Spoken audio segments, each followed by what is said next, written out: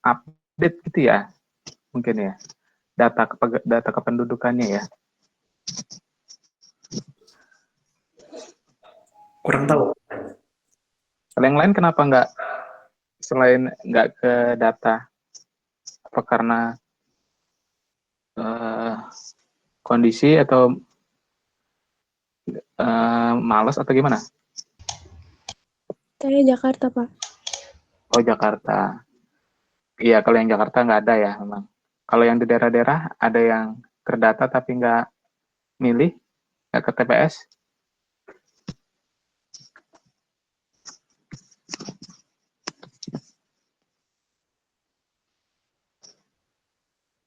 Milih semua ya? Milih, Pak. Milih, Pak. Oke. Iya, jadi kan kalian udah lihat mungkin di TV gitu, kalian lihat ya dari pemilihan suara kemarin.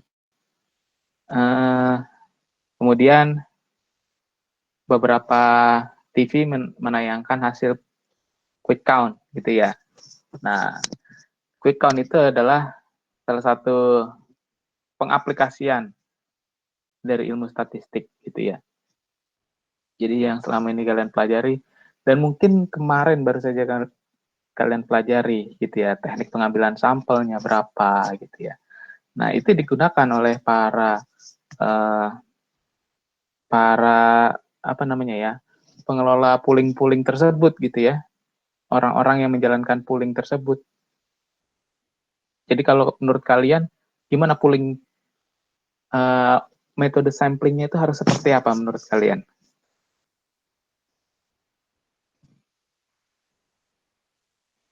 Untuk pooling-pooling quick count yang diadakan oleh lembaga-lembaga survei ini. Gimana cara mereka melakukan samplingnya? Masih ingat nggak sampling itu ada apa aja?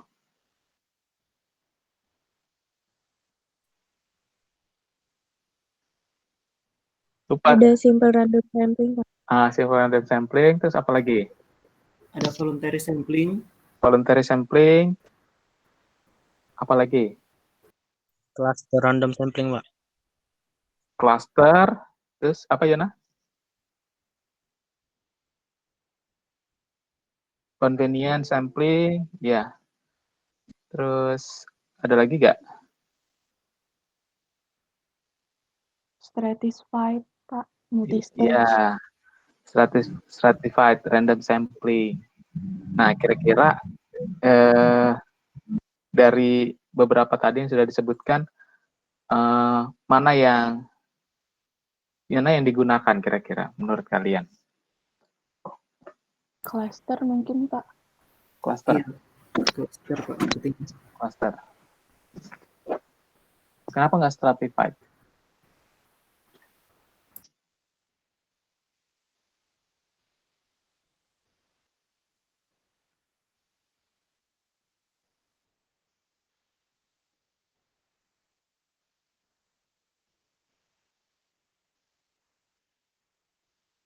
Ya, saya tahu. Oke, jadi beberapa kemarin kan pemilihan itu kan ada beberapa tingkatan ya. Jadi ada tingkat gubernur, ada tingkat wali kota juga ya, dan juga ada tingkat bupati gitu. Nah,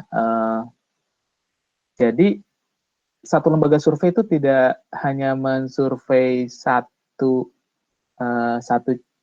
wilayah saja gitu ya, misalkan Tangsel saja atau Depok saja, tetapi juga melakukan pooling untuk level yang berbeda, yaitu level gubernur misalkan gitu ya. Jadi ada apa ya kemarin ya, Sulawesi Utara kalau nggak salah ya, saya nggak terlalu apa lah, tapi let's say Sulawesi Utara gitu ya. Jadi itu levelnya gubernur. Jadi satu lembaga survei itu ingin memprediksi pemilihan untuk beberapa level, sehingga dia harus concern misalkan di Sulawesi Utara, ya, Sulawesi Utara dia harus sebar beberapa apa namanya, surveyor gitu ya, untuk merecord hasil dari perhitungan di suatu TPS, sehingga dia sebar di beberapa TPS. Nah, kalau dia hanya memperhatikan klaster itu kan artinya dia hanya melihat di beberapa kotak saja, di beberapa TPS saja, tetapi di tiap TPS itu diambil semua datanya, kan gitu ya, kalau klaster. Tetapi selain klaster, juga harus diperhatikan stratifikasinya, stratanya. Jadi misalkan di level gubernur tadi Sulawesi Utara. Nah, Sulawesi Utara itu ada beberapa kabupaten dan kota madya misalkan gitu ya. Nah, itu harus tercover semua. Nah, ketika dia harus tercover semua, maka itu adalah stratifikasinya gitu.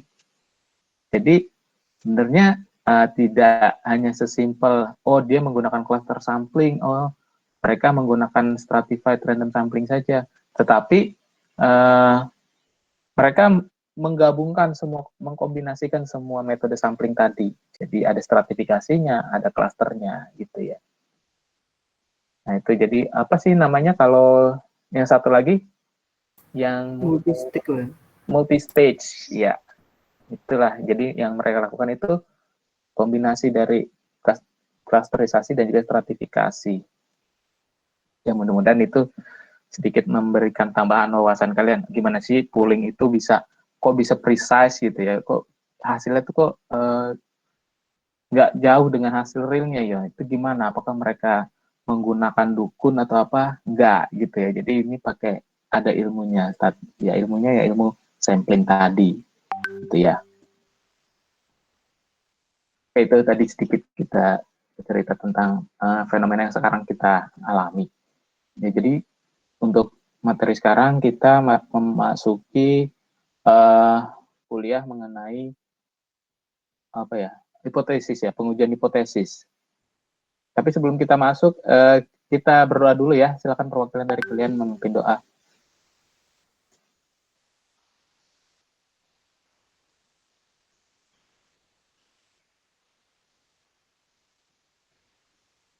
Siapa? Baik. Saya deh, Pak. Ya. Untuk mengawali kegiatan, alangkah baiknya kita berdoa menurut agama dan kepercayaan masing-masing. Berdoa dimulai.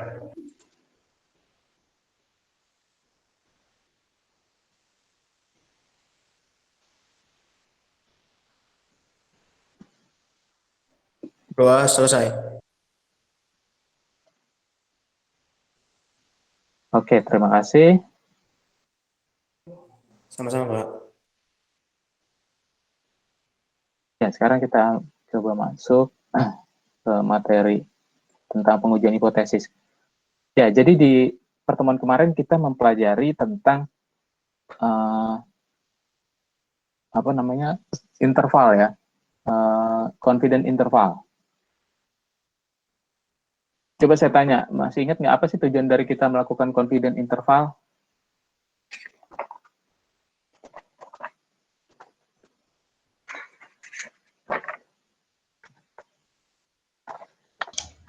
Untuk mengestimasi nilai sebenarnya dari parameter milik populasi, Pak. Iya, untuk mengestimasi nilai sebenarnya dari suatu parameter populasi. Iya, benar. Jadi kita memiliki suatu rentang gitu ya, ketaksir dengan suatu rentang. Nah, itu adalah salah satu proses dalam inferential statistik. Nah, selain itu kita juga melakukan yang namanya pengujian hipotesis. Itu juga salah satu proses dari statistik inferensial, gitu ya. Nah, di sini yang akan kita bahas adalah dasar dari pengujian hipotesis.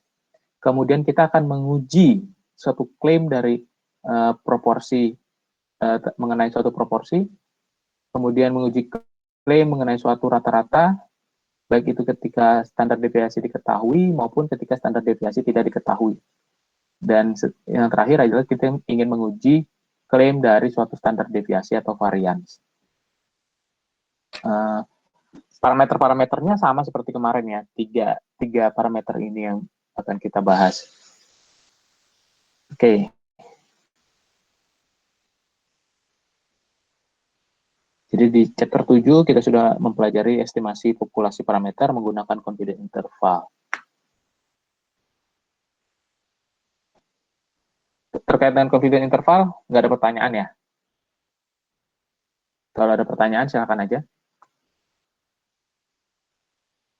Kalau nggak ada, kita lanjut. Jadi, dalam statistik, hipotesis itu adalah suatu klaim atau statement mengenai suatu properti populasi, mengenai suatu parameter populasi. Tetapi kenapa nggak dinamakan parameter saja gitu ya? Karena di sini lebih tepatnya dikatakan properti suatu populasi, karena klaim itu bisa dibuat oleh siapapun, gitu ya. Pada tingkat, pada level apapun, pada bidang apapun, baik orang itu mempelajari statistik atau tidak mempelajari statistik, semua orang bisa bikin klaim, gitu ya, pernyataan, claim or statement. Jadi parameter itu dirasa terlalu teknis, gitu ya, sehingga akan lebih tepat kita nyatakan sebagai suatu properti dari suatu populasi. Nah, dalam statistik ini kita akan mempelajari pengujian hipotesis. Ya, kita uji hipotesisnya.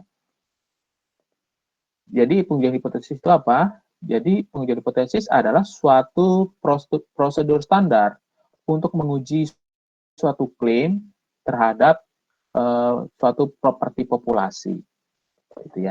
Jadi prosedurnya di sini standar. Maksudnya standar gimana? Maksudnya standar adalah pengujian ini menggunakan step-step yang jelas, gitu ya. Jadi ada tahapan-tahapan yang harus terpenuhi, seperti itu. Jadi di sini tujuan utama kita mempelajari chapter ini adalah untuk mengembangkan kemampuan menghasilkan suatu pengujian hipotesis untuk suatu klaim yang dibuat dari suatu properti populasi, yaitu yang akan kita pelajari di sini 3 tadi, yaitu proporsi, properti proporsi, kemudian properti rata-rata, dan juga standar deviasi.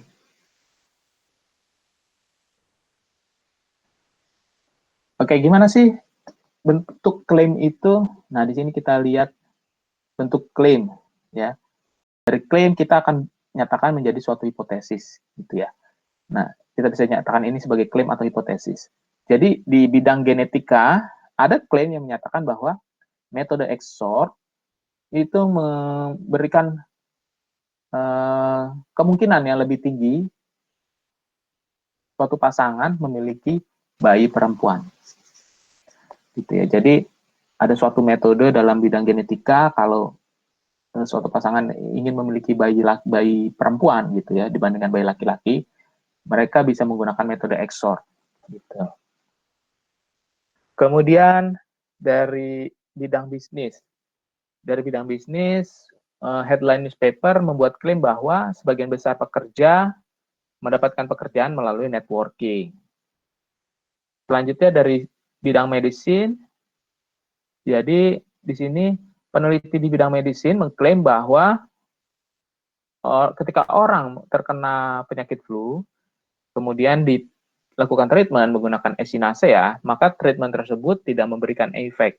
Jadi dikatakan di sini echinacea itu tidak berhasil memberikan efek terhadap orang yang terkena penyakit flu, gitu ya.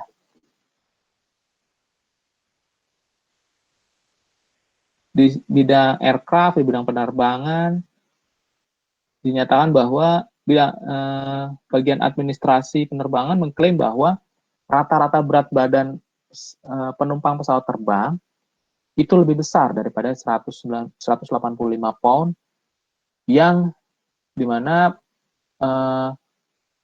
standar ini digunakan semenjak 20 tahun yang lalu, gitu. Dari sisi quality control juga dinyatakan bahwa new equipment, ya, alat altimeter baru. Altimeter itu mungkin saya pahami sebagai pengukur ketinggian gitu ya. New equipment is used to manufacture aircraft altimeter. Itu lebih baik karena memiliki variasi yang lebih rendah. Jadi variasi dari ukuran ketinggiannya itu lebih rendah, sehingga bisa mengukur tingkat ketinggian yang lebih konsisten. Ya, jadi pengujian hipotesis itu digunakan di banyak bidang, gitu ya. Di hampir semua bidang itu bisa dilakukan pengujian hipotesis. Makanya statistik mungkin dipelajari hampir di semua bidang studi. Di akuntansi dipelajari, gitu ya. Kemudian di bea cukai dipelajari, di pajak dipelajari, di bidang-bidang lain pun dipelajari, di bidang eksakta, bidang kedokteran, bidang kehumasan, gitu ya, atau mungkin sosial politik,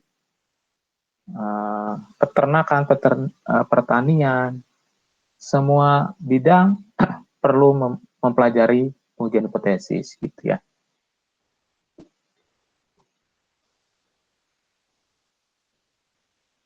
Nah, ketika kalian mempelajari pengujian hipotesis, dibandingkan kalian langsung mengetahui cara perhitungannya dan prosedur-prosedur yang harus dilakukan, pastikan dulu, ini lebih dasar lagi ya, pastikan dulu konteks datanya, kemudian sumber datanya, dan juga metode sampling yang digunakan untuk mengambil data sampel itu sudah tepat. Jadi konteks datanya sudah sesuai. Kalau kalian ingin mengukur pertumbuhan ekonomi, carilah ukuran-ukuran yang bisa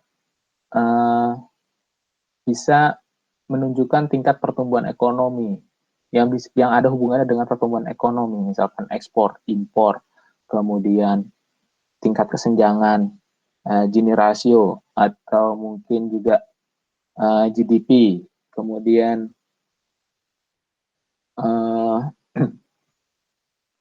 tingkat perubahan anggaran misalkan. Nah, itu bisa jadi salah ukuran-ukuran terkait dengan pertumbuhan ekonomi. Tapi jangan kalian gunakan data-data yang tidak relevan, gitu ya. Source of data, sumber datanya juga harus kalian yakini itu valid atau tidak, gitu ya. Kalau data-data pertumbuhan ekonomi, carilah data-data dari tempat yang valid, misalkan dari Kementerian Keuangan atau dari BPS, seperti itu ya. Atau dari Bank Indonesia, misalkan. Lalu metode sampling juga tadi kita sudah bahas sedikit gitu ya, tentang metode sampling. Itu juga harus tepat, jadi jangan kita gunakan convenient sampling untuk mengukur tingkat pooling pasangan calon yang akan menang gitu ya, karena bisa jadi bias hasilnya. Nah, kalau ketiga-tiganya ini sudah benar, barulah kita bisa mengukur, menghitung dengan prosedur yang telah ditetapkan, sehingga diharapkan hasilnya itu akan valid, akan baik gitu ya hasilnya.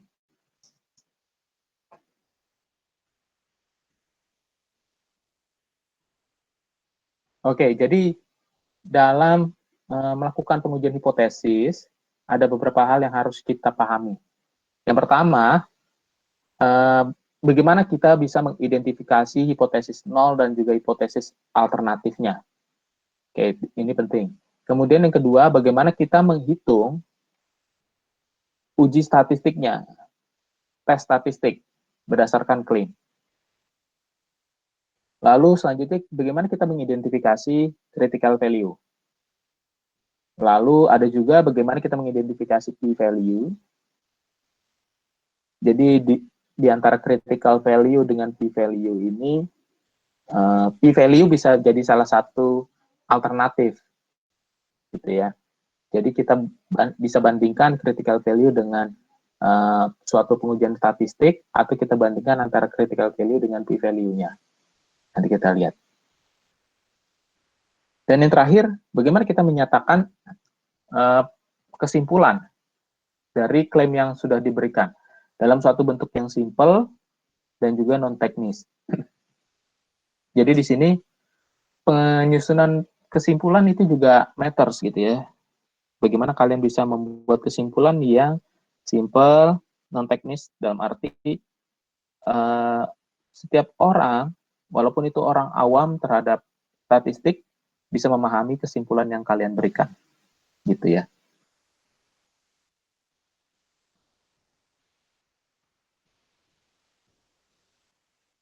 Oke, jadi kita di sini untuk bisa mengetahui pengujian hipotesis, yang pertama harus kita pahami adalah rare event rule.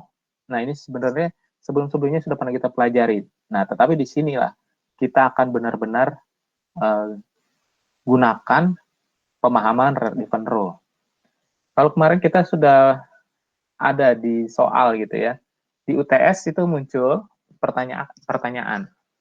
Apakah dengan suatu peluang yang didapat, kejadian tersebut adalah suatu kejadian yang terjadi secara kebetulan atau tidak gitu ya.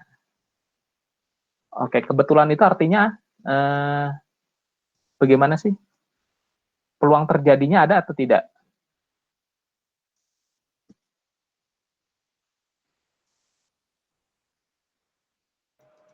Kalau kebetulan itu punya peluang yang wajar atau tidak? Ada tapi kecil, Pak. Iya, nggak wajar, Pak. Oh, nggak wajar. Oke. Misalkan gini, hari ini hujan. Itu suatu kebetulan atau tidak?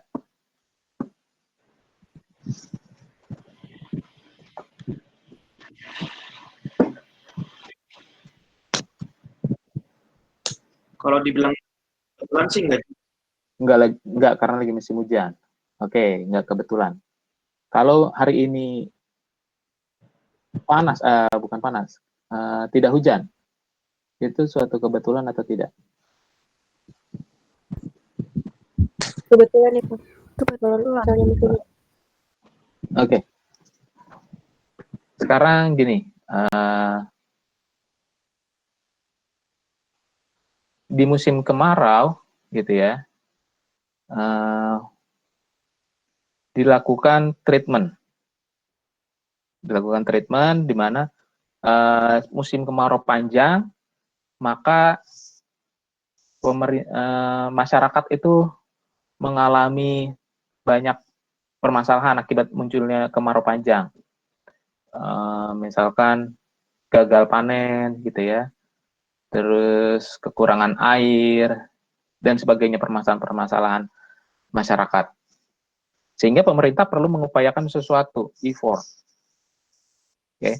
Effortnya adalah dengan menaburkan garam misalkan di laut, di udara. Menaburkan garam di udara. Nah, akibat dari penaburan garam tersebut, tidak lama kemudian muncullah hujan di musim kemarau tersebut. Menurut kalian, hujan tadi itu sesuatu hal yang terjadi secara kebetulan atau tidak? Tidak, Pak. Tidak, Pak. Tidak kebetulan, Pak. Kenapa? Karena dibuat. Karena dibuat. Oke. Ada pelakuan khusus. Sebenarnya kalau nggak ada penaburan garam di udara, menurut kalian di hari tersebut akan hujan atau tidak? Tidak, Pak. Tidak akan hujan. Kemungkinan besar tidak akan hujan gitu ya. Iya, Pak. Artinya hujan itu peluangnya sangat kecil kan? Ya. Betul, Pak. Ya. Betul, Pak. Ya, oke. Inilah yang dinamakan rare event. Jadi suatu peluang kejadian itu exceptionally small. Suatu peluang kejadian itu sangat kecil terjadi, gitu ya. Dan pada kenyataannya dia terjadi. Maka we conclude bahwa asumsi yang ada kemungkinan tidak benar. Nah, asumsinya apa? Asumsinya tidak terjadi apa-apa. Asumsinya pada hari tersebut tidak ada perlakuan yang khusus. Maka asumsi tersebut kemungkinan salah. Karena apa? Ternyata memang ada perlakuan khusus, yaitu pemerintah menaburkan garam di udara. Gitu. Jadi artinya sesuatu itu terjadi kebetulan itu kalau dia masih punya peluang yang tidak terlalu kecil. Oke? Jadi pada kondisi sekarang di mana di musim hujan, hari ini hujan itu adalah suatu kebetulan. Dalam arti itu adalah sesuatu yang wajar terjadi. Sekarang kalau hari ini tidak hujan bagaimana? Menurut saya itu pun masih sesuatu yang wajar terjadi karena dalam siklus hujan pun mungkin kita bisa pahami tidak setiap hari itu hujan, gitu ya. Kecuali kalian punya data yang benar-benar firm, dapat dari Badan BMKG, satu rentang, 1 minggu itu akan hujan terus, misalkan gitu ya. Baru kalian bisa katakan tidak hujan itu punya peluang yang sangat kecil. Tapi di sini sepertinya masih wajar saja kalaupun dia tidak hujan di satu hari. Sehingga itu masih terjadi secara kebetulan. Nah, yang tidak kebetulan itu adalah seperti contohnya yang tadi, suatu kejadian itu kecil sekali terjadi. Di musim kemarau yang panjang, hujan itu sangat kecil terjadi. Dan bahwa itu terjadi, artinya ada sesuatu hal. Ya, asumsi awalnya tidak sesuai lagi. Ternyata ada sesuatu hal, yaitu pemerintah menaburkan garam ke udara. Nah, itu yang kita gunakan dalam rare event rule. Oke, jadi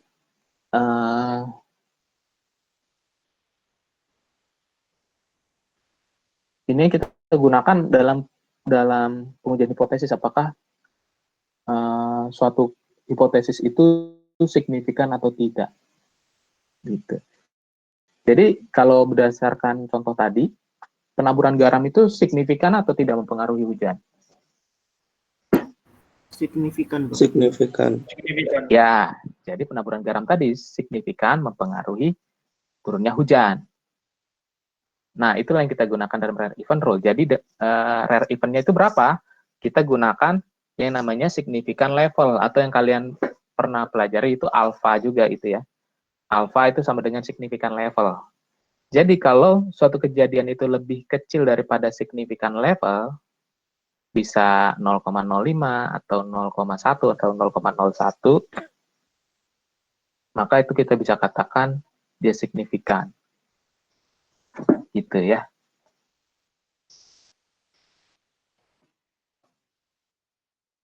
Jadi kalian sudah bisa membayangkan untuk UTS kemarin kira-kira jawabannya apa gitu ya. Nah, sekarang kita masuk ke sini lagi. Jadi di dalam pengujian hipotesis ada namanya hipotesis nol. Apa itu hipotesis nol? Hipotesis nol adalah suatu statement bahwa suatu nilai parameter populasi itu memiliki nilai yang sama dengan nilai yang diklaim, gitu ya. Kata kuncinya adalah equal to, nilai yang sama dengan nilai yang diklaim. Oke.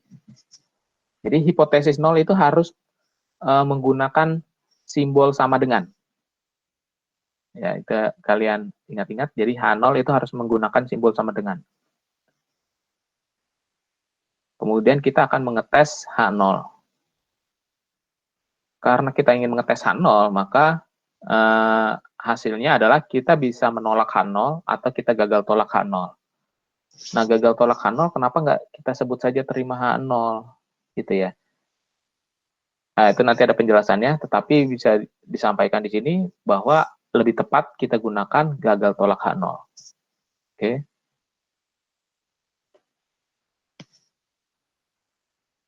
Kemudian dari H0 ada juga H1, yaitu alternatifnya, hipotesis alternatif, atau HA. HA atau H1 adalah suatu statement yang menyatakan bahwa suatu parameter populasi memiliki nilai yang berbeda dari nilai H0-nya. Oke. Karena berbeda, di mana tadi H0 itu menggunakan simbol sama dengan, maka H1 bisa menggunakan salah satu dari 3 ini, yaitu bisa tidak sama dengan, bisa lebih kecil atau lebih besar.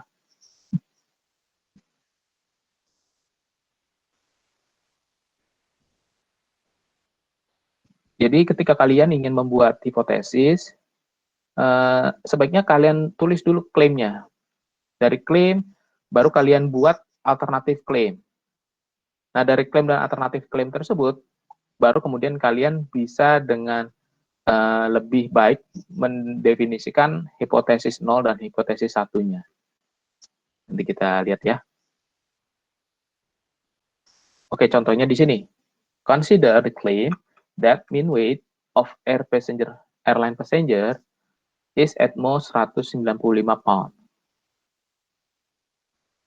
Nah, sekarang identifikasi H0 dan H1-nya. Seperti apa? Oke, jadi klaimnya kita tulis dulu. Klaimnya itu seperti apa? Ada yang bisa bantu gimana bunyi klaimnya?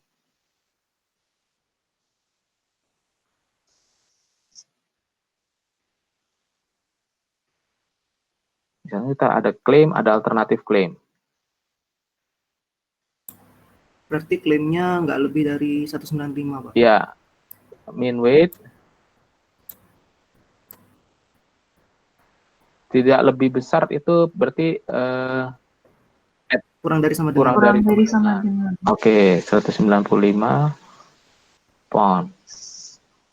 Berarti alternatif klaimnya gimana? Lebih besar dari 195. Oke. Jadi alternatif klaimnya harus mengcover semua yang belum di-cover di klaim ya. Kemudian dari klaim kita bisa buat hipotesisnya. Hipotesisnya ada H0, ada H1. Nah, dalam H0 ini, dalam hipotesis, kita harus gunakan symbolic form. Jadi symbolic form itu, mean weight itu simbolnya apa? Rata-rata berat badan. Simbolnya? Mu. X-bar ya, Pak? Oh iya, Untuk hipotesis, untuk parameter. Jadi kita gunakan simbolnya simbol untuk parameter. Iya. Min itu mu ya. Iya. Mu. Mu sama dengan oh ya benar-benar. Jadi H0 itu harus menggunakan notasi sama dengan. Jadi mu sama dengan kita gunakan yang ini. Gitu ya. Nah, di H1-nya gimana? H1-nya kita lihat dulu tadi. H0 itu merepresentasikan K atau alternatif claim. Represent K atau alternative claim. Oke, K ya. Berarti H1-nya dia harus merepresent alternative claim. Sehingga di H1 mu lebih besar dari 195 pound. Oke. Gitu ya. Nah, hipotesis ini dia punya 3 bentuk. Dia bisa uji satu sisi atau satu arah. Satu sisi itu bisa satu sisi kiri, bisa satu sisi kanan, atau bisa juga 2 sisi. Gitu ya. Jadi ada 3 alternatif. Nah, ini kita lihat dari apa? Kita lihat dari H1-nya. H1-nya kalau lebih besar berarti uji apa nih?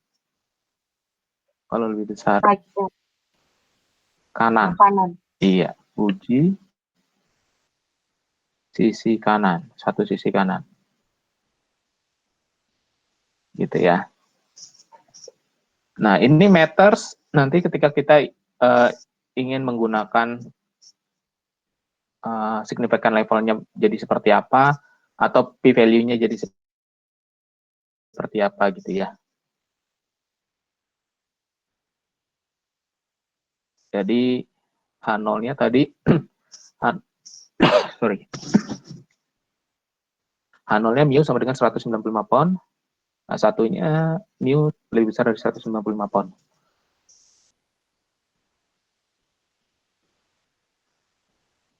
Nah, dari hipotesis yang sudah kita lakukan, langkah selanjutnya adalah kita melakukan uji statistik.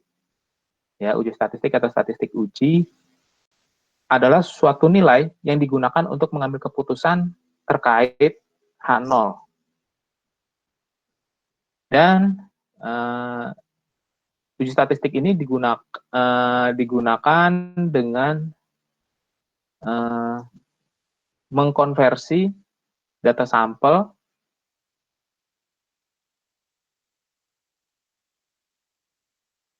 menjadi suatu skor dan kita bandingkan dengan asumsi hipotesis nolnya. Karena kita mempelajari 3 parameter tadi, di sini proporsi adalah Z sama dengan P topi minus P dibagi akar dari PQ per N. Sementara untuk statistik rata-ratanya, ujinya adalah pakai Z atau pakai T. Kalau Z kita pakai sigma, kalau T kita pakai S, standar deviasi sampel gitu ya. Sementara untuk tes statistik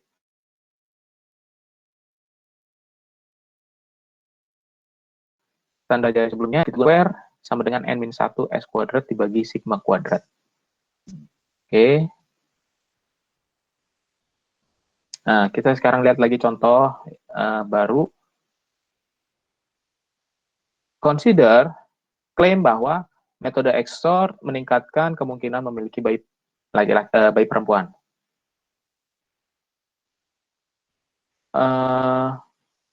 Hasil dari pengujian sebelumnya mengenai metode XOR yang melibatkan 14 pasangan didapat hasil bahwa 13 pasangan itu memiliki bayi perempuan dan 1 bayi laki-laki.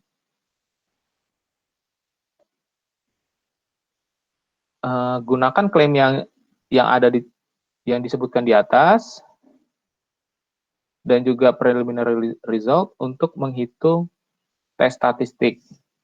Oke, jadi kita buat lagi klaimnya gitu ya. Klaimnya apa?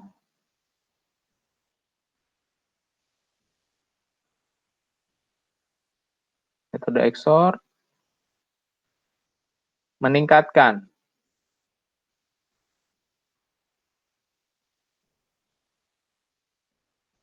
kemungkinan bayi perempuan gitu ya.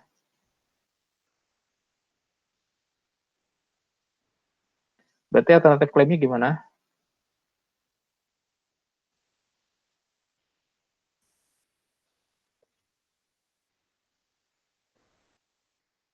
Alternatif klaimnya metode XOR Lebih dari apa? menurunkan. Oke. Kalau di sini meningkatkan, Menurunkan. maka yang belum tercover itu kondisi apa saja?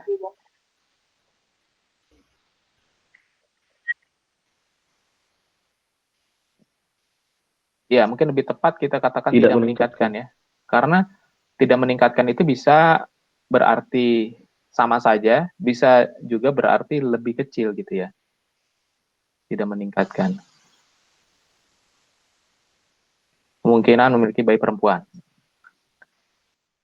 Nah, dari situ kita bisa buat hipotesisnya. H0-nya gimana? Nah, susun dalam suatu bentuk simbolis. Jadi kalau bicara kemungkinan itu, kita bicara apa?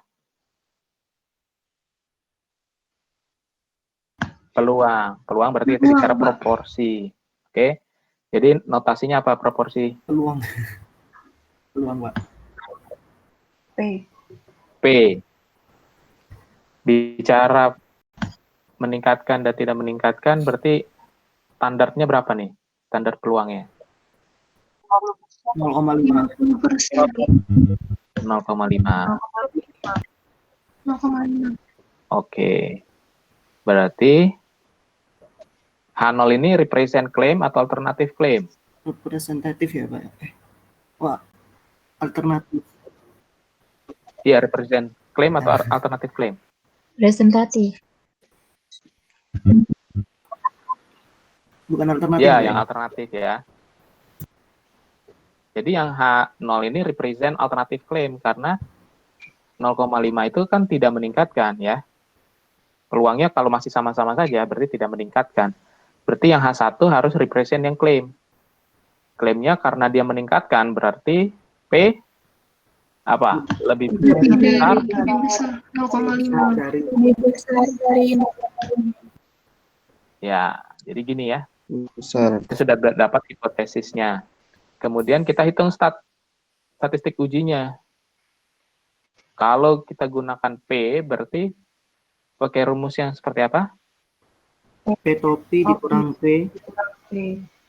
P topi minus P dibagi Akar P per N. per N. PQ per N. N ya.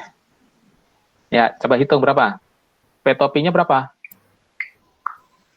13 dibagi 14. Ya, 13 per 14 ya. 13 per 14 minus P-nya adalah kita gunakan yang ini 0,5.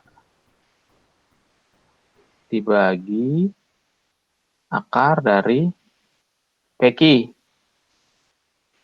0,25. Dibagi N-nya 14. Ya, didapat 3,21 ya. Gitu ya. Iya. Oke, didapat 3,21 hasilnya. Nah, sekarang bagaimana kita ingin menentukan apakah dia itu signifikan atau tidak signifikan. Gitu kan? Untuk bisa mengetahui dia signifikan atau tidak signifikan, kita harus punya suatu nilai signifikan levelnya. Ya kan? Signifikan level itu apa? Signifikan level itu adalah alfa.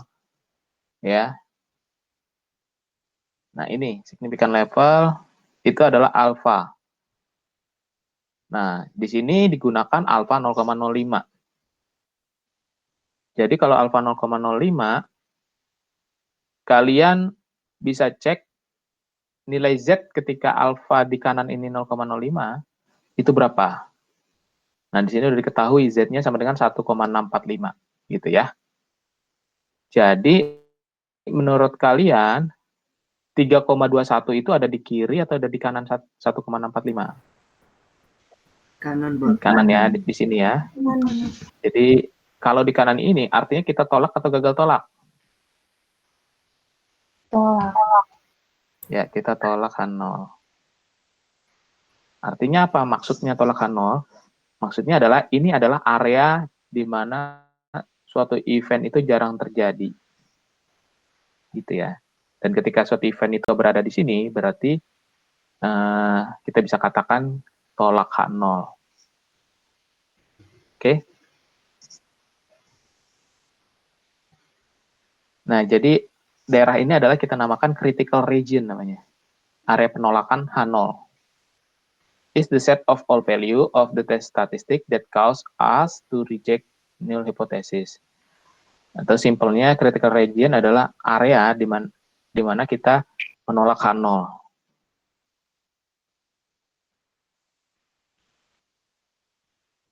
Jadi alfa tadi adalah significant level, yaitu peluang bahwa uji statistik akan jatuh pada critical region ketika hipotesis 0 itu sebenarnya adalah benar.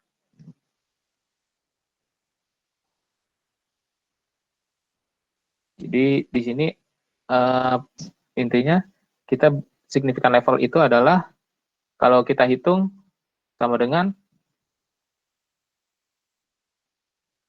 1 minus berapa? 1 minus confidence level. Iya. Jadi kalau kalian belajar kemarin ada confidence interval, itu rentang. Confidence level itu besaran rentangnya, ya kan? Luas rentangnya atau jarak besar jarak rentangnya. Nah, kemudian ada confidence level, ada significant level. Nah, jadi jangan terbalik-balik menggunakan terminologinya ya. Significant level itu alfanya, yaitu 1 minus confidence level. Oke. Pak, berarti sama aja kayak yang di pertemuan kemarin ya, Pak? 1 minus alfa-alfanya berarti sama aja? Iya. Significant level ini adalah alfa yang sama seperti yang kalian pelajari di section 72, section kemarin. This is the same alpha introduced in section 72. Oke? Iya. Ya. Nah, jadi untuk menentukan kita tolak H0 atau gagal tolak H0 itu adalah apakah dia berada di area critical region atau tidak. Nah, area critical region itu ditentukan dari critical value-nya. Nah, itulah yang membatasi critical region dengan suatu area di mana kita tidak bisa menolak H0.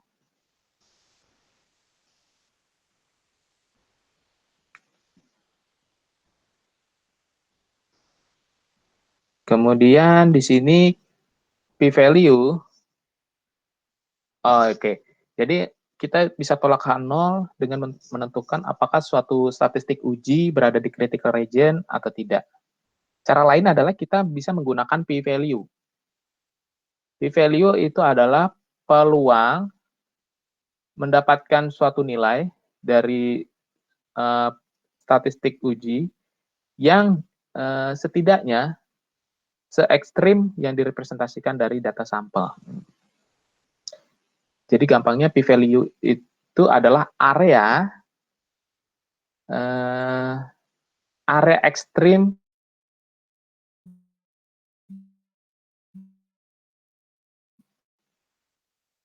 statistik ujinya. Nilai ekstrim yang minimal dibatasi oleh suatu statistik ujinya, gitu.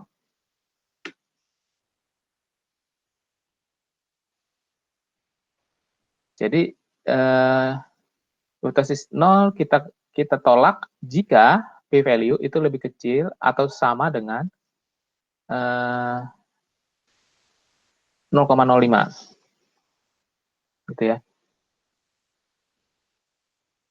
Lebih kecil atau sama dengan 0,05, itu kita tolak H0.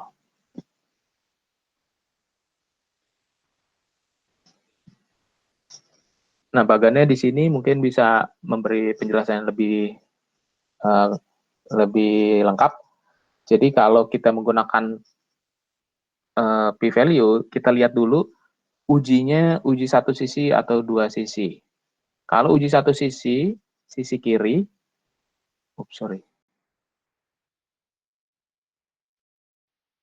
sisi kiri, maka p-value itu adalah suatu area di kiri dari uji statistik. Kalau uji sisi kanan, maka p-value adalah area di kanan dari suatu uji statistik. Kalau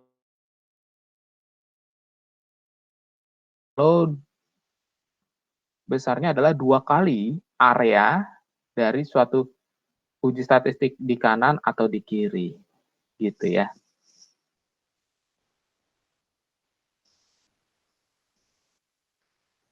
Jadi bingung nggak antara p-value dengan proporsi? Nggak ya? P-value itu mudahnya adalah areanya tes statistik, areanya uji statistik, gitu ya. Areanya uji statistik yang mengarah ke nilai yang semakin ekstrim. Sementara P biasa itu adalah population proportion.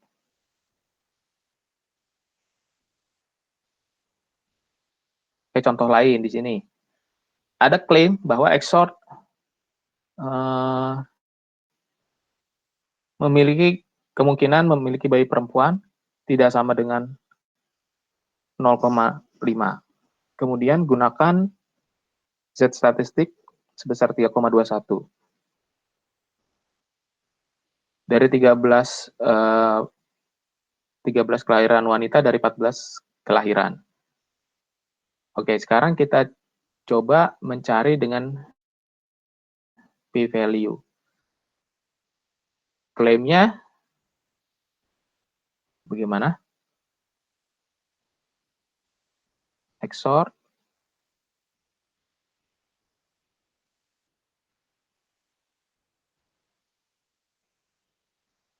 memiliki kemungkinan bayi perempuan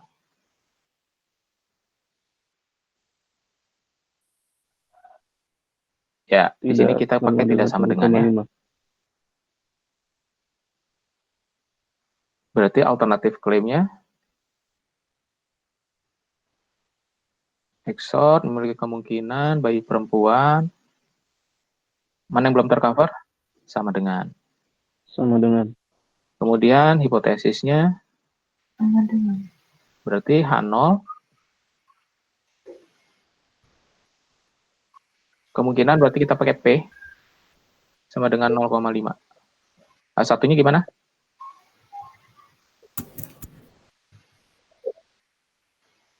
Oke. Jadi ini Sama dengan 0,5. dua sisi ya. Nah, di sini kita gunakan uji dua sisi. Kemudian statistik ujinya Z sama dengan 3,21. Sekarang kita tolak atau gagal tolak.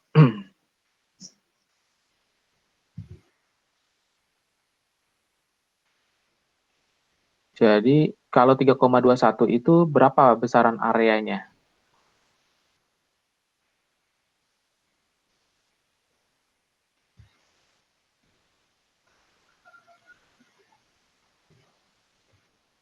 (3,21).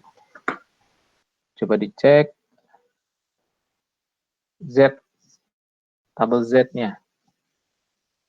Berapa besaran areanya? Area ekstrim dari Z 3,21. 0,0007. Ya. Jadi p-value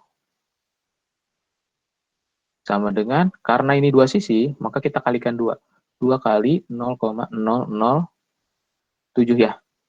Nolnya kurang nggak? Nolnya 3 Pak di belakang koma. Oke, nolnya 3 ya. 0007. Sama dengan 0,0014. Jadi, p-value lebih besar atau lebih kecil dari alfa? Misalkan alfanya 0,05, sorry. Misalkan alfa 0,05. Maka p-value lebih kecil daripada alfa ya. Kalau kondisi seperti ini, tolak atau gagal tolak?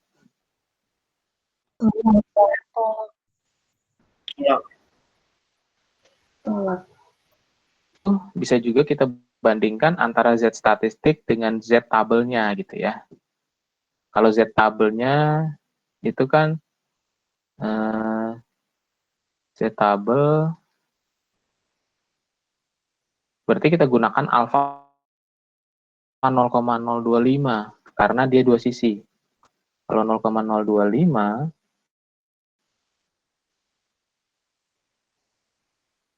berarti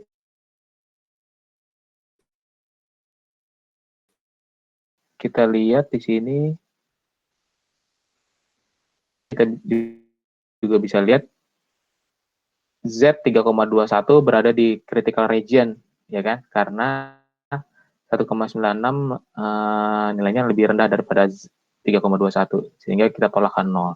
Jadi kalian boleh pakai alternatif yang ini, bisa juga gunakan alternatif yang ini gitu ya.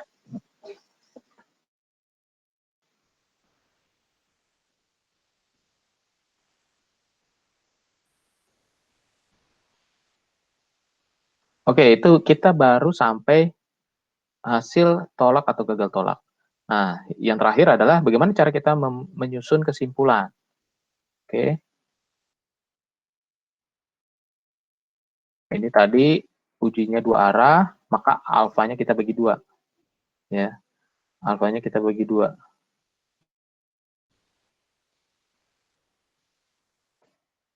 Di satu sisi kiri, maka area critical region-nya di kiri.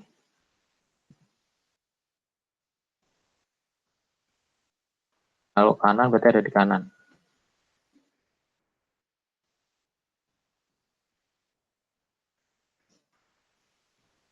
Oke, jadi dari sini kita bisa menentukan tadi ya, tolak atau gagal tolak. Jadi pilihannya hanya dua bentuk ini, tolak atau gagal tolak. Kalau pakai p-value, kita bandingkan p-value dengan alpha, gitu ya. Kalau kita gunakan tes statistik, maka kalau kita lihat apakah tes statistik berada di critical region atau tidak, gitu ya.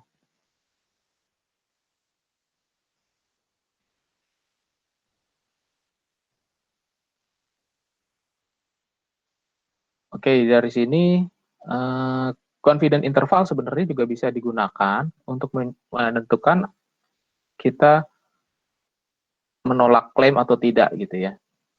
Tetapi confident interval itu ada sedikit perbedaan dibandingkan pengujian hipotesis, di mana confident interval itu hanya menggambarkan interval yang ada di tengah saja. Jadi kalau dalam pengujian hipotesis, maka confident interval ini lebih sesuai untuk yang pengujian dua sisi. Sementara untuk pengujian satu sisi, maka harus dilakukan penyesuaian seperti pengujian hipotesis. Gitu ya. Oke, jadi sekarang kita masuk ke cara mengambil kesimpulan. Cara mengambil kesimpulan itu seperti apa? Kita lihat dulu di sini. Apakah suatu klaim itu mengandung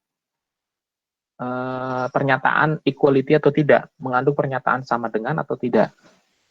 Kalau dia menyatakan, memberi pernyataan yang mengandung nilai sama dengan, dilihat lagi apakah dia hasilnya itu kita tolak H0 atau gagal tolak H0. Kalau kita tolak H0, maka statementnya bisa seperti ini. There is sufficient evidence to warrant rejection of the claim that bla bla bla state the original claim-nya. Ya. Terdapat cukup bukti untuk menolak klaim bahwa bla bla bla nyatakan klaim awalnya. Jadi di sini dirumuskan supaya kita bisa langsung menjawab ke original claim-nya gitu ya, supaya kita tidak kehilangan arah dari awal klaim yang disampaikan tadi gitu ya. Jadi original claim-nya itu apa? Nah, kita harus jawab berdasarkan original claim tersebut. Jangan kita menjawab dengan rumus dari hipotesis yang kita tentukan tadi. Bisa jadi tidak nyambung gitu ya. Kalau tidak tolak H0, maka statementnya adalah there is not sufficient evidence to warrant rejection of the claim. Tidak terdapat cukup bukti untuk menolak klaim bahwa bla bla bla bla gitu ya.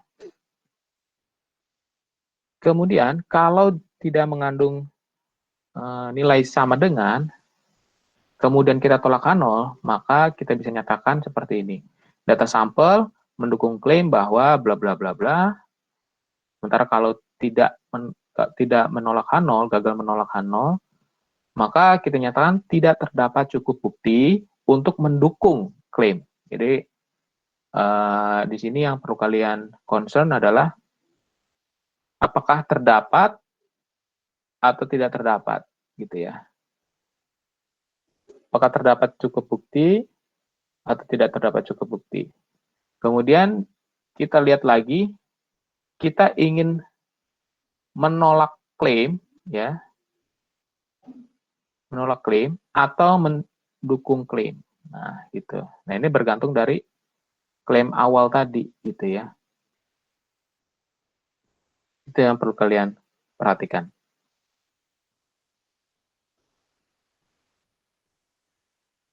Jadi, jangan melakukan pengujian hipotesis sampai hanya pada konteks tolak H0 atau gagal tolak H0. Karena tidak semua orang paham maksud dari tolak H0 ini apa, maksud dari gagal tolak H0 ini apa. Jadi harus dibuat konklusinya, seperti yang tadi dirumuskan, empat alternatif tadi ya. Kemudian, concern juga di sini, bahwa memang beberapa peneliti menggunakan konteks terima H0. Nah, ini kalau sebenarnya secara teoritis ini kurang tepat karena ketika kita melakukan pengujian hipotesis, kita itu punya tendensi untuk menolak menolak H0 gitu ya. Kita punya tendensi untuk menolak H0. Sehingga gagal tolak H0 itu dinyatakan lebih tepat gitu. Oke, sampai sini ada pertanyaan?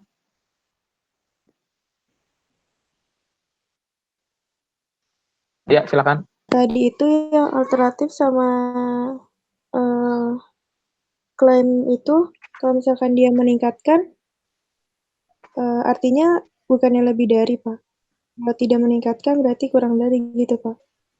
Saya kurang paham sama yang meningkatkan sama tidak meningkatkan tadi, Pak. Oke. Terima kasih, Pak. Ya. Yang meningkatkan sama tidak meningkatkan.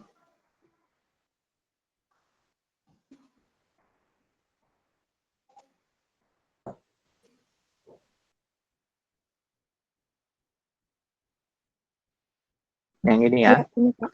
Jadi, oke. Jadi di sini ada klaim bahwa exhort meningkatkan kemungkinan pasangan memiliki bayi perempuan, ya. Meningkatkan kemungkinan bayi perempuan. Nah, kalau meningkatkan itu artinya peluang dia terjadi, peluang bayi perempuan lahir itu kan lebih besar dari 0,5 ya. Iya, Pak. Oke. Seperti alternatif klaimnya itu harus mengcover semua hal di luar klaim. Jadi kalau klaimnya itu lebih besar daripada 0,5, maka alternatif klaimnya itu lebih kecil atau sama dengan 0,5. Kan gitu. Iya, Pak. Oke. Jadi di sini lebih kecil atau sama dengan. Nah, kita rumuskan hipotesisnya. Ingat bahwa dalam H0 kita hanya boleh menggunakan notasi sama dengan. Maka di sini kita tulis P sama dengan 0,5. Karena kita base-nya atau standarnya adalah 0,5. Kita bisa ukur meningkatkan atau tidak meningkatkan itu apakah dia lebih besar dari 0,5 atau lebih kecil dan sama dengan 0,5 kan gitu. Sehingga kita harus susun H1-nya nih. Nah, untuk menyusun H1 kita lihat dulu H0 tadi represent yang mana? Merepresentasikan klaimnya atau alternatif klaimnya. Mana yang ada sama dengannya gitu. Simpelnya gitu ya. Yang ada sama dengannya itu adalah yang alternatif klaim. Yang ini kan. Jadi kita harus rumuskan H1 untuk merepresentasikan klaimnya.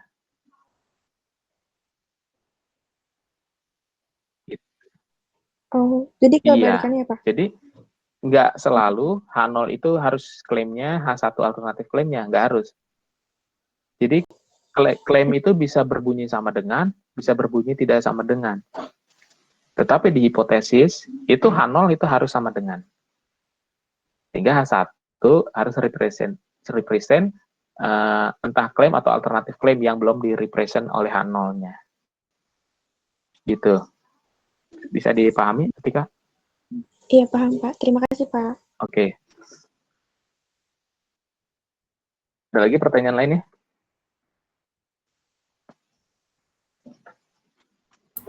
Pak, kenapa kita nggak dalam hipotesis ini kenapa kita nggak menyatakan gagal atau menerima, Pak? Oke. Tapi kenapa gagal dan gagal tolak? Ya, maksudnya tolak dan kenapa nggak tolak dan terima, melainkan tolak dan gagal tolak, Pak? Ya, jadi kita lihat ya, jadi di sini ada penjelasannya.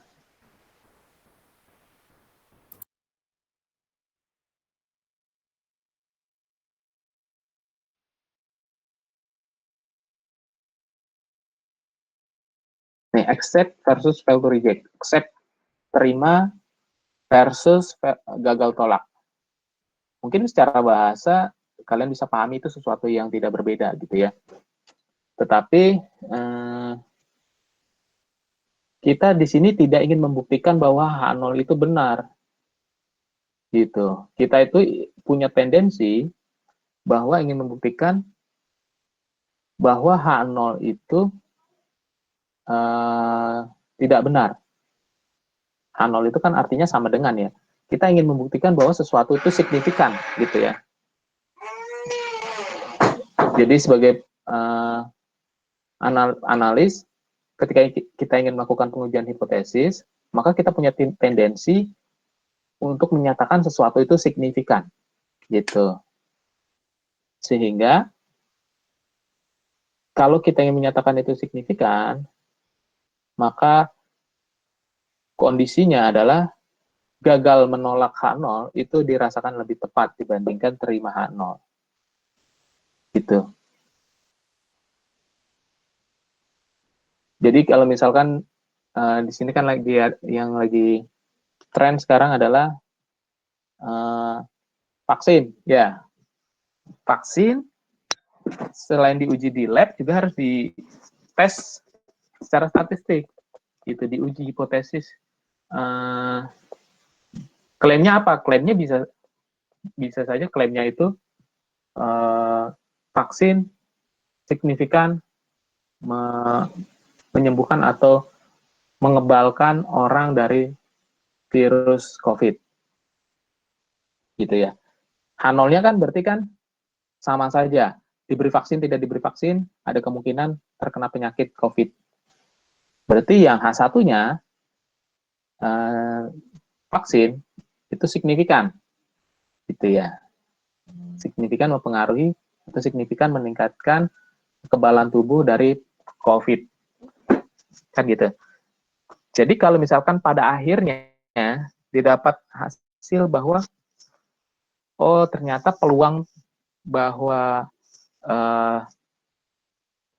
peluang dia sembuh itu tidak terlalu besar, maka kondisinya adalah kita belum bisa menolak H0. Kita belum bisa membuktikan bahwa vaksin ini signifikan, gitu. Jadi kita tidak nyatakan, oh kita menerima bahwa vaksin ini tidak signifikan. Enggak gitu kondisinya. Jadi kalau kalian lihat lebih jauh lagi, di pengambilan kesimpulannya akan lebih tepat bunyinya adalah ketika kita menyampaikan tidak terdapat cukup bukti untuk menyatakan bahwa vaksin signifikan meningkatkan kekebalan tubuh dari virus COVID. Gitu.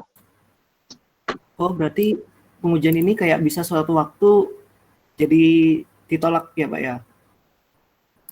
Jadi mungkin aja kalau sekarang tuh ditolak, kalau ada bukti lain bisa saja gagal tolak. Mungkin gitu maksudnya ya, Pak ya?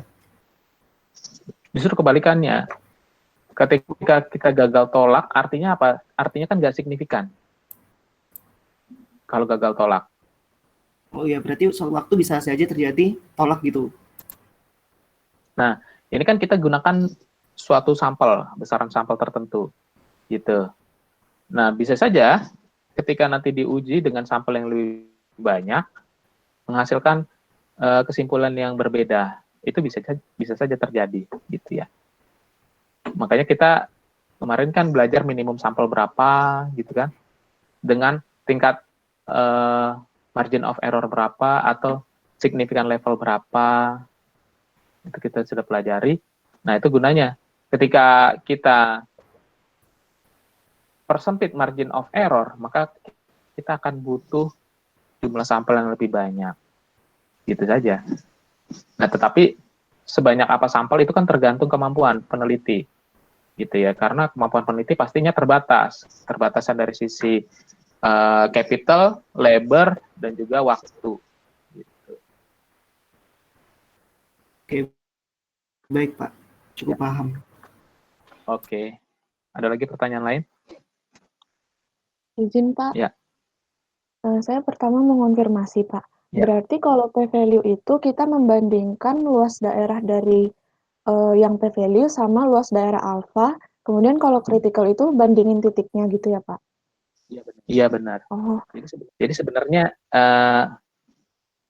barangnya sama ya, tetapi yang kita lihat sudut pandangnya mau kita lihat titiknya saja atau areanya saja gitu. Nah, tetapi kenapa kita harus pelajari dua-duanya ini? Karena kalau di dalam aplikasi statistik ya, kalau kalian coba nanti menggunakan statistik SPSS atau Stata atau apapun itu atau bahkan Excel sekalipun, itu yang akan muncul adalah nilai p-value-nya. Oke. Jadi nilai p-value-nya, sehingga kalian harus memahami ketika nanti muncul p-value itu maksudnya seperti apa. Gitu. Baik, Pak. Nah, Pak, saya mau nanya lagi. Iya. Cara bedain dia two tail atau one tail gimana, Pak? Soalnya tadi kan P-nya lebih dari 0,5, terus kemudian dibilang kalau itu two tail. Nah, itu tahu dari mana gitu, Pak? Nah, hasilnya segimana? Ya. Oke. Two tail atau one tail. Nah, kita punya satu bentuk soal dengan klaim yang berbeda. Dia nggak sama klaimnya gitu ya. Dan ini contoh yang udah bagus supaya kita bisa memahami kita harus masuk ke one tail atau two tail. Oke, jadi di sini klaim awalnya adalah metode XOR dari pemilihan gender mendapati bahwa kemungkinan memiliki bayi perempuan is different, berbeda dari P sama dengan 0,5. Nah, karena berbeda, kita harus definisikan itu menjadi tidak sama dengan. Berbeda itu kan bisa lebih kecil, bisa lebih besar, gitu ya. Sehingga dari sini alternatif klaimnya adalah yang belum tercover di klaim. Kalau di sini tidak sama dengan, yang artinya bisa lebih kecil, bisa lebih besar, maka alternatif klaimnya adalah yang sama dengan. Gitu kan. Kemudian kita definisikan hipotesisnya, H0-nya itu selalu sama dengan, berarti dia represent alternatif claim. Berarti H1 kita harus definisikan yang merepresent klaimnya yang tidak sama dengan. Di sini kita notasikan tidak sama dengan. Nah, karena ini tidak sama dengan, artinya dia bisa lebih kecil, bisa lebih besar. Nah, ini artinya kita lakukan pengujian hipotesis dua sisi. Gitu ya. Nah, kalau yang satu sisi, contohnya yang sebelumnya. Nah, di sini klaim awalnya, metode XOR meningkatkan, ya, increases, meningkatkan kemungkinan memiliki bayi perempuan. Berarti alternatif klaimnya tidak meningkatkan, gitu ya. Tidak meningkatkan kemungkinan bayi perempuan. Nah, meningkatkan itu artinya kan lebih besar daripada 0,5. Sementara tidak meningkatkan itu bisa sama saja atau mungkin lebih kecil daripada 0,5. Gitu. Sehingga kita define H0-nya sebagai P sama dengan 0,5. H1, di mana H0 ini berarti merepresent mana? Merepresent alternatif claim yang ada sama dengannya. Gitu ya. Nah, H1-nya yang mana? Berarti H1 harus merepresent klaimnya. Meningkatkan di sini. Kalau meningkatkan berarti dia lebih besar dari 0,5. Nah, karena lebih besar, berarti ini hanya uji satu sisi kanan saja. Gitu. Sudah terjawab pemahamannya, Vina? Berarti lihat dari H1-nya ya, Pak? Iya, dari H1-nya. Oh, makasih, Pak. Ya.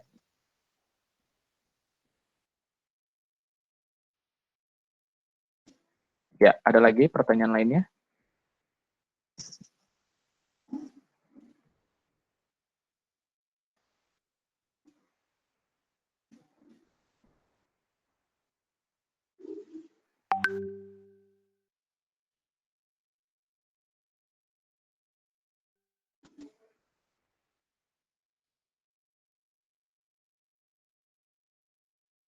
Oke, kalau nggak ada pertanyaan lagi, kita lanjut.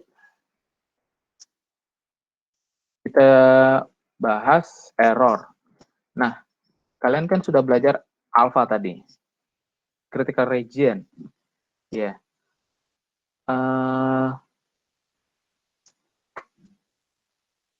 Di sini kita belajar error itu dalam statistik ada dua tipe. Error tipe 1 adalah ketika kita salah menolak H0 yang ternyata itu benar. Gitu ya. Salah menolak H0 yang ternyata itu benar. Nah, ini simbolnya adalah alfa. Ini yang kita gunakan dalam pengujian-pengujian statistik langsung gitu ya, sebagai menggunakan signifikan level. Nah, inilah errornya, alfanya. Kemudian ada juga error tipe 2, yaitu kesalahan. Kalau tadi kesalahan menolak H0 yang ternyata benar, maka kebalikannya adalah gagal menolak H0 yang ternyata salah. Nah, ini juga suatu kesalahan.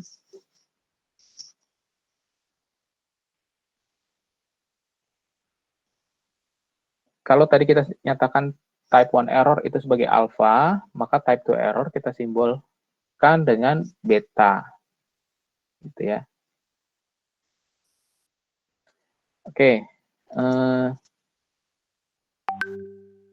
Di sini kita bisa lihat kombinasi dari decision dan juga suatu kenyataan yang sebenarnya. Tapi kan kenyataan yang sebenarnya itu ya kita nggak pernah tahu. Kalau kita tahu suatu kenyataan yang sebenarnya, ya kita pasti langsung nyatakan yang sebenarnya, kan gitu ya. True state of nature ini ya sebenarnya hanya yang kuasa yang tahu, ibaratnya gitu ya. Nah, kita di sini hanya mencoba mengambil kesimpulan dengan data yang ada. Nah, kondisi pertama adalah kita menolak H0 yang ternyata true nature-nya itu adalah benar. Kalau kita menolak sesuatu yang benar, itu adalah error. Berarti kita mengalami error tipe 1. Itu ya. Yang kita notasikan sebagai alpha. Kalau kita menolak H0 yang ternyata memang salah, maka itu adalah keputusan yang benar. Gitu ya. Selanjutnya, ketika kita ketika kita gagal menolak H0 yang ternyata memang benar, maka itu adalah suatu keputusan yang benar juga. Dan ketika kita gagal menolak H0 yang ternyata salah, ini adalah suatu error tipe 2. Kita namakan error tipe 2. Jadi kalau tadi vaksin, gitu ya, yang tahu sebenarnya nggak ada gitu ya, cuman kita manusia berikhtiar aja ya kan.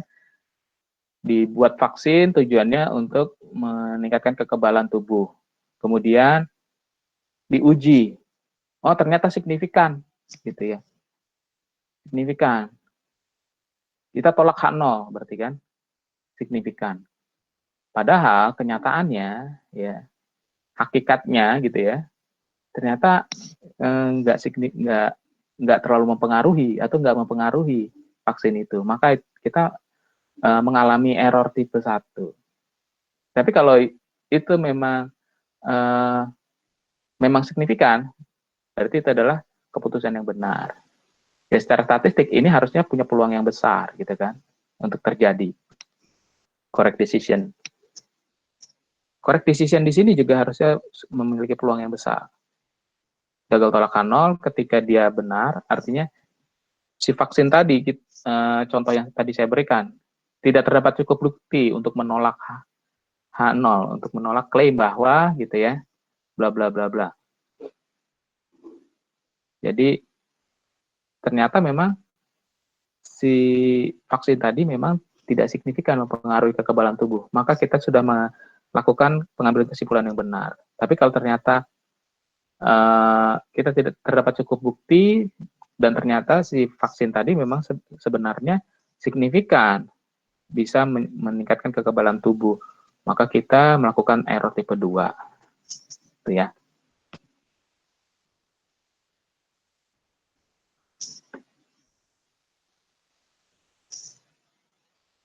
Nah, asumsikan kita melakukan pengujian hipotesis terhadap suatu klaim bahwa suatu metode gender selection meningkatkan kemungkinan memiliki bayi perempuan, sehingga peluang bayinya adalah P lebih besar daripada 0,5. Nol hipotesisnya seperti yang ada di sini. Identifikasi type 1 error dan type 2 errornya. Bagaimana? Type 1 error adalah kesalahan menolak H0 yang ternyata benar. Sehingga type 1 errornya adalah terdapat cukup bukti untuk mendukung klaim P lebih besar daripada 0,5, tapi ternyata realitinya P sama dengan 0,5. Sementara untuk type 2 error-nya, kesalahan gagal menolak H0 yang ternyata salah. Nah, seperti ini bentuk type 2 error-nya. Kita gagal menolak P sama dengan 0,5. Atau gagal mendukung P lebih besar daripada 0,5. Padahal kenyataannya P lebih besar daripada 0,5. Gitu ya.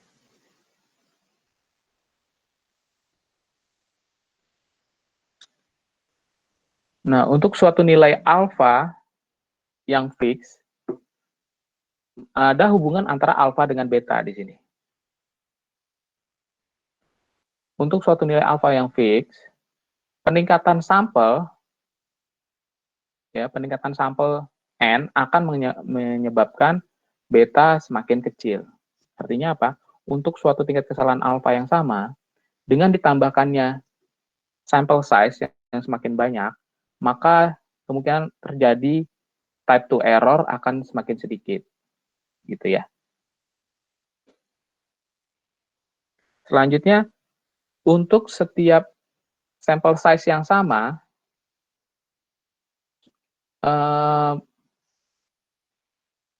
penurunan alfa akan menyebabkan peningkatan beta. Artinya, ketika kita turunkan besaran alfa, misalkan dari 10% jadi 5%, ini bisa mengakibatkan meningkatnya kesalahan beta, yaitu gagal menolak H0 yang ternyata salah. Atau sebaliknya, meningkatkan alfa akan menurunkan beta. Oke. Dan ketika alfa turun dan beta turun, maka solusinya adalah dengan meningkatkan sampel. Gitu ya.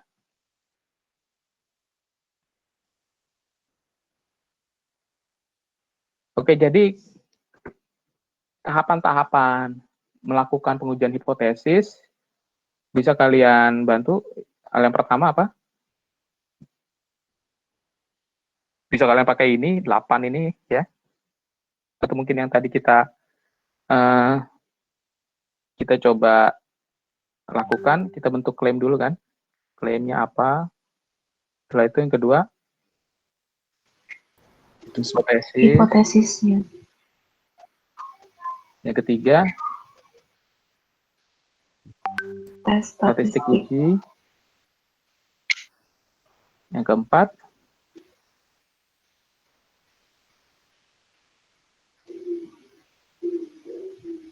critical region. Oh. Ya, termasuk di sini ya, di dalamnya tolak atau gagal tolak. Berarti kita harus tahu critical region atau p-value-nya gitu ya. Kemudian yang kelima, pengambilan kesimpulan. Completion. Ya. Ya, di sini ada 8. Mungkin kalau tadi kita lakukan kurang lebih ya 5 tahap besar ini ya. Sama saja. Tapi detailnya sebenarnya sama gitu ya. Hanya kita mengelompokkan mungkin lebih general hanya dalam 5 ini. Oke. Nah, kalau sudah bisa mengambil kesimpulan, maka pengujian hipotesisnya sudah selesai, sudah lengkap. Gitu.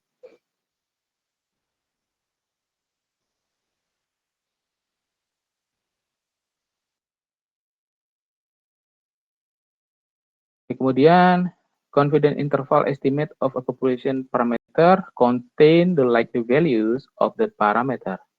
We should therefore reject a claim that a population parameter has a value that is not included in the confidence interval. Jadi, tadi sudah saya nyatakan hubungan antara confidence interval dengan confidence level dengan significant level. Kalau confidence interval itu pasti dia seperti uji hipotesis yang 2 sisi, gitu ya. Nah, sehingga kalau kita gunakan significant level 0,01, maka confidence levelnya itu sama dengan 99% untuk satu sisi ujian hipotesis satu sisi, atau 98% untuk 2 sisi, gitu ya. Kalau 0,05 signifikan levelnya berarti itu sama dengan confidence level 95% untuk pengujian tes satu sisi, 90% untuk dua sisi, dan seterusnya. Gitu ya.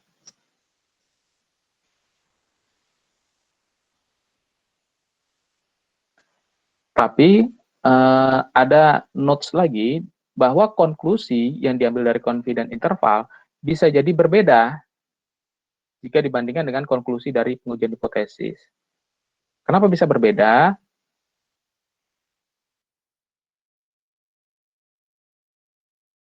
Recommend in the individual section. Nah, jadi perbedaannya adalah tadi, kalau kita gunakan satu sisi, itu tidak langsung bisa digunakan dalam confidence interval. Harus kita sesuaikan lagi, gitu ya. Confidence levelnya harus disesuaikan lagi. Kemudian, dari perhitungan margin of error-nya juga berbeda, gitu ya. Perhitungan margin of error-nya, untuk yang proporsi kita gunakan P-topi dengan Q-topi. Sementara untuk yang pengujian hipotesis kita gunakan P dan Q. Nah, itu slightly different-nya di situ.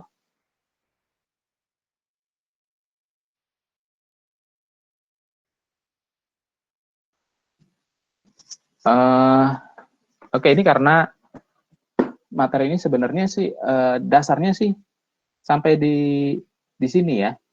Pengujian hipotesis caranya kalian sudah tahu. Nah, nanti selanjutnya kita akan mempelajari lebih detail lagi di proporsi bagaimana, di rata-rata bagaimana, di standar deviasi bagaimana. Tapi mungkin kita bisa latihan dulu. Jadi saya minta kalian kerjakan dulu soal yang ada di buku. Yang ada di buku. Coba cek yang section 83. Section 83.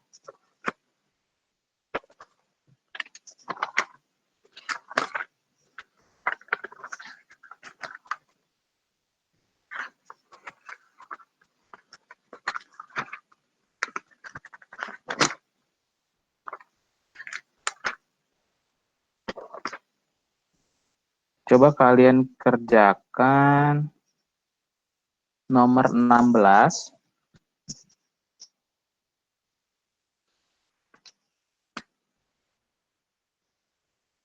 Kemudian nomor 17.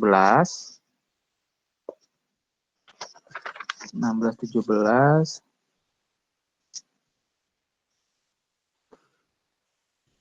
Nomor 23.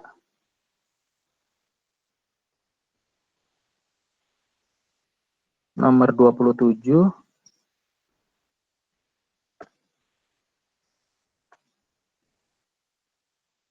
Coba juga nomor 34. Oke, jadi ada 5 soal. Kalian coba kerjakan. Semua mengerjakan ya, untuk latihan. Tapi di sini saya minta perwakilannya kalian untuk mengerjakan di tiap-tiap soal.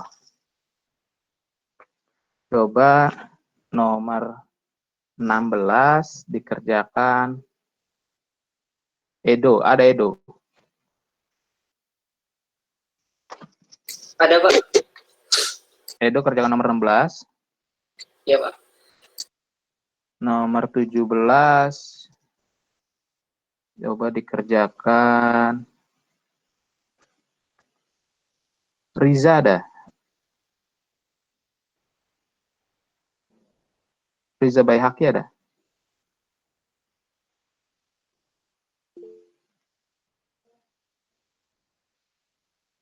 Ada.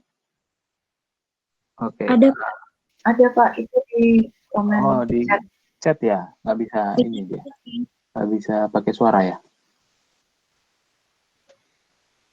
Oke. Riza nomor 17 ya? Riza nomor 17. Kemudian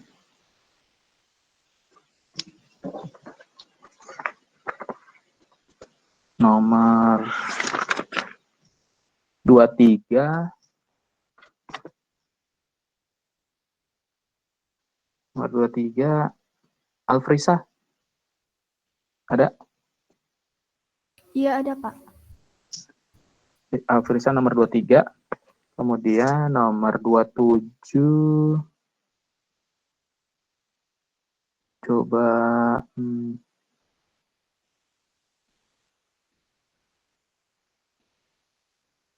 Alfi.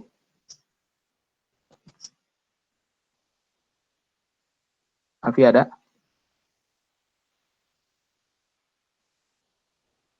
Alfi Nur.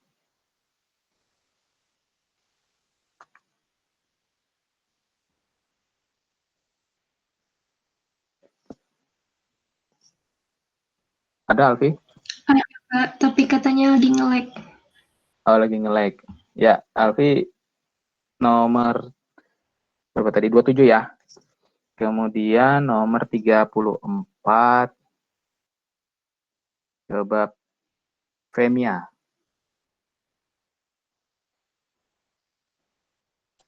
Iya, Pak. Ya. Oke, Riza, mic-nya bermasalah. Kira-kira gimana cara menjelaskannya? Oke, Riza, share saja di Telegram atau di sini kalau bisa. Gitu. Nanti kita lihat jawabannya. Gitu ya, Riza ya. Oke.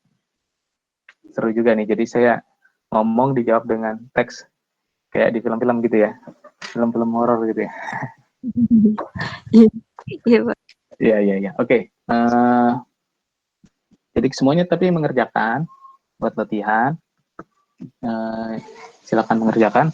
Kalau sudah langsung notes aja ya, langsung info, langsung ujuk diri. Oke, silakan.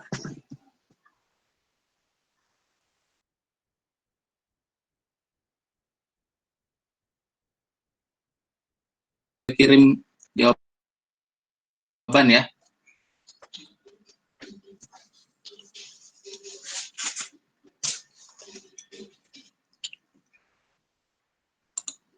Iya, sudah, Pak. Riza, nomor berapa tadi ya? Saya lupa nih. 17, Pak. Nomor 17, tenis ya. Oke. Hawkeye Electronic System used for displaying instant replay that shows whether a ball is inbound or outbound. So player can challenge call made by referees. In most recent US Open, single player made 611 challenge dan 172 successful. Oke. Use 0,01 significant level to test claim that fewer than sepertiga challenges are successful. Jadi di sini klaimnya lebih kecil dari sepertiga ya.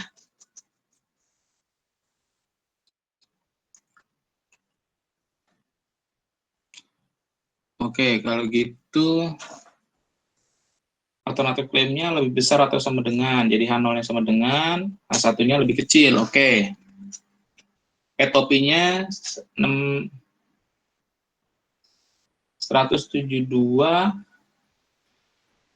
dibagi 611. 611, ya, 0,28. Dapat perhitungannya minus 2,72. Oke. Alfanya berapa?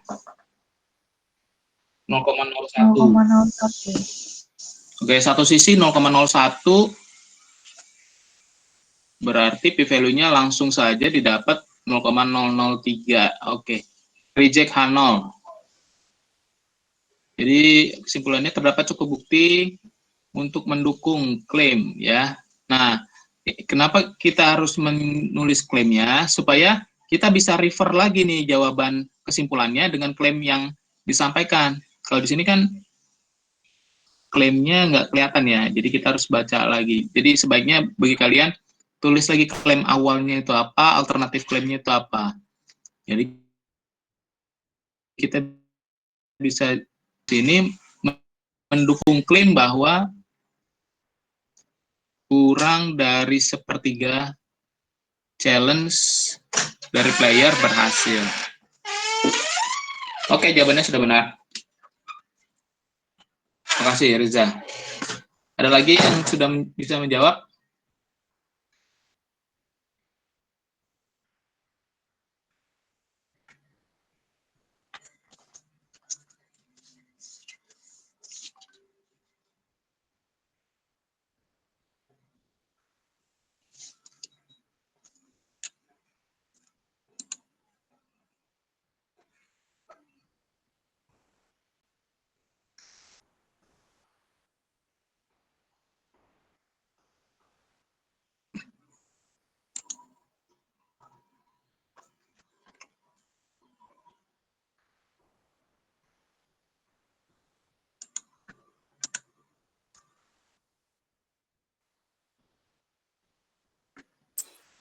Baik Pak, jadi yang nomor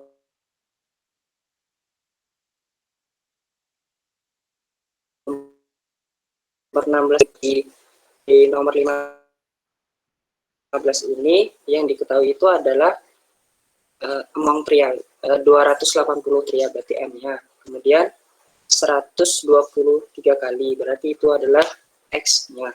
Jadi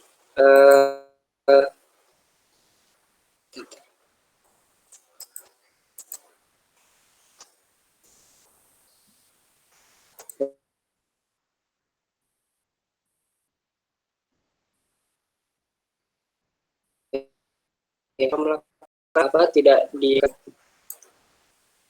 penjelasan, jadi kita asumsikan hipotesisnya adalah 0,5, hipotesis nolnya adalah 0,5, sedangkan untuk hipotesis alternatifnya berarti tidak sama dengan 0,5.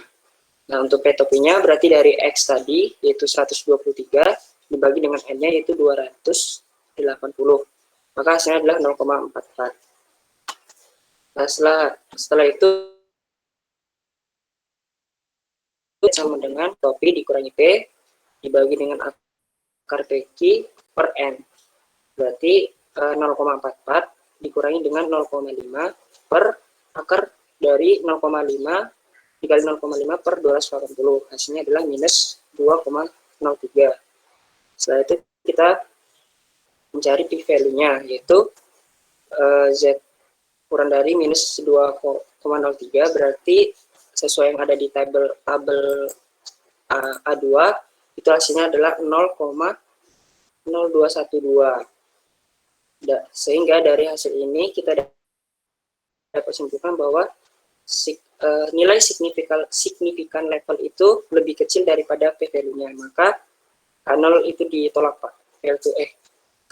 Gagal ditolak, fail to reject K0.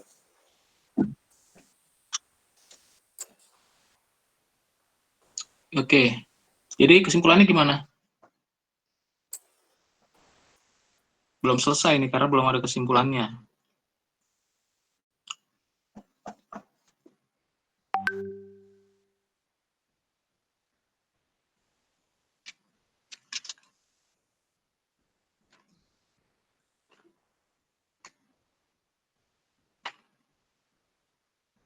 Tadi ya Pak, seperti yang di PowerPoint tadi bahwa berarti tidak ditemukan bukti yang memadai ya, sehingga ditolak.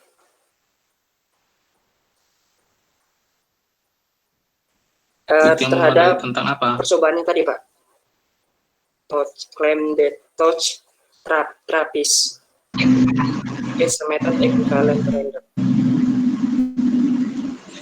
Ini konteksnya tentang apa sih? Pengujian tentang apa?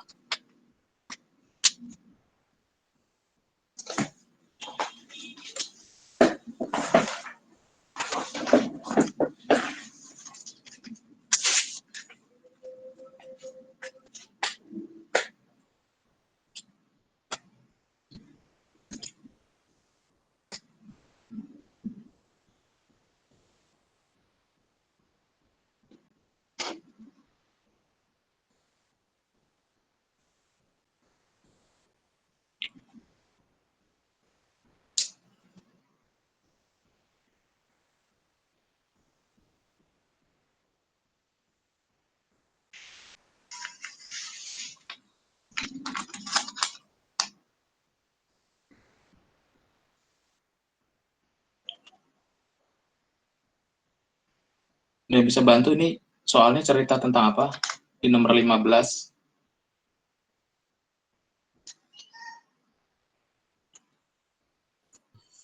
Tentang menguji itu, Pak, terapis tentu profesional. Tuh koinnya ditaruh di tangan kanan atau kiri, terus terapisnya disuruh milih gitu, Pak. Terus dari 280 percobaan, si terapisnya benar 123 kali. Oke, jadi kalau berdasarkan yang didapat perhitungan dari Edo ini, gimana kita bisa mengambil kesimpulan?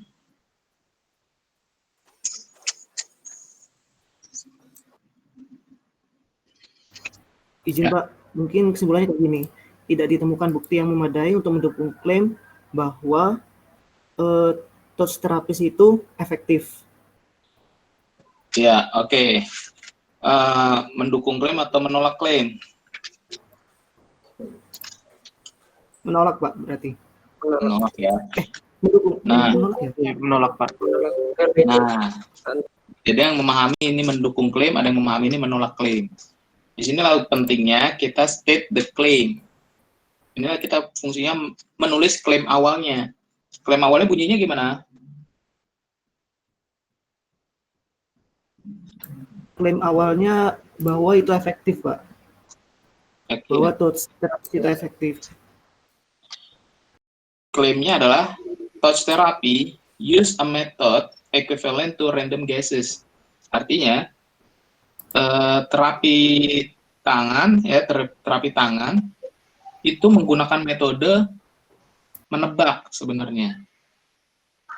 Jadi bisa dibilang para terapis tersebut tidak memiliki skill untuk bisa melihat atau bisa memprediksi dengan baik. Jadi yang dia lakukan itu hanya tebak-tebakan saja gitu. Dan ternyata di sini fail to reject.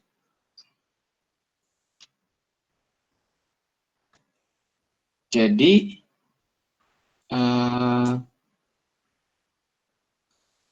awalnya adalah mengandung nilai sama dengan gitu ya, mengandung nilai sama dengan. Kemudian hasilnya fail to reject. Jadi gimana bunyinya kalau mengandung nilai sama dengan dan fail to reject? Coba cek klaim kombinasi klaim yang pas.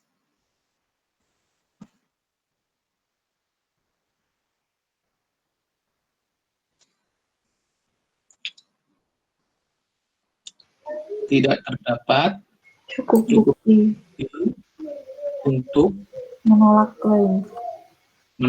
klaim bahwa touch terapis menggunakan metode yang sama dengan metode tebak-tebakan gitu ya.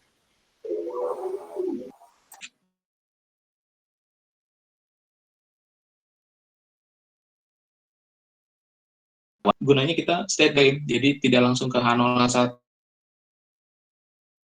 ke H1, kalian bisa tersesat, ini seharusnya menolak atau mendukung gitu ya.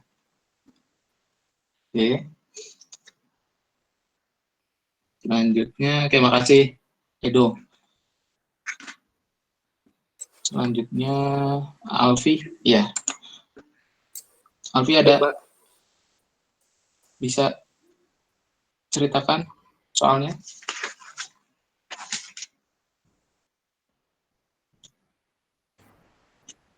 Oh, laptopnya nomor 27 job interview. Profesional 90% menyatakan appearance dalam job applicant itu paling penting sebagai impresi pertama. Gunakan signifikan level 0,01. Teks klaim bahwa lebih dari 3/4 dari profesional human resource mengatakan appearance adalah hal terpenting sebagai good first impression. Itu di sini 90% berarti P-topinya ya, P-nya 0,75, oke. Bagi 514 didapat 7, sekian. Kalau menggunakan p-value lebih kecil dari 0,01, satu sisi kiri, oke. Sehingga dia tolak H0. Kesimpulannya terdapat cukup bukti bahwa untuk mendukung klaim ya. Untuk mendukung klaim, karena klaimnya adalah di sini more than, ya, lebih besar, mendukung klaim bahwa terdapat lebih dari 75% profesional di bidang SDM mengatakan bahwa penampilan pelamar itu penting untuk menciptakan kesan yang baik, kesan awal yang baik. Oke. Ya, di sini sudah tepat jawabannya. Sekarang Afrisa. Afrisa bisa menjelaskan? Coba jelaskan soalnya bagaimana, jawabannya seperti apa? Di soal diketahui bahwa H0 P-nya sama dengan 0,5, kemudian H alternatif P kurang dari 0,5. Terus di situ juga ada sebanyak 152 orang yang mengatakan bahwa mereka tidak bisa hidup tanpa smartphone dari populasi sebanyak 380 orang. Kemudian diketahui juga signifikan levelnya sebesar 0,01. Klaimnya apakah terdapat kurang dari setengah orang yang mengatakan bahwa mereka tidak bisa hidup tanpa smartphone tersebut. Lalu yang pertama kita mencari P-topi. P-topinya itu dari 152 per 380, hasilnya 0,4. Kemudian melakukan nilai uji statistik dan didapat nilai Z. Kita dapat tahu P-value-nya dari tabel A2 didapat angka 0,001, sehingga P-value tersebut kurang dari signifikan levelnya. 0,001 kurang dari 0,01, jadi hasilnya tolak H0. Lalu kesimpulannya, terdapat cukup bukti yang mendukung klaim bahwa kurang dari setengah pengguna smartphone di mana mereka tidak bisa hidup tanpa smartphone tersebut. Namun hasil tersebut tidak bisa dilakukan untuk populasi umum karena hanya pengguna smartphone saja yang disurvei. Begitu, Pak.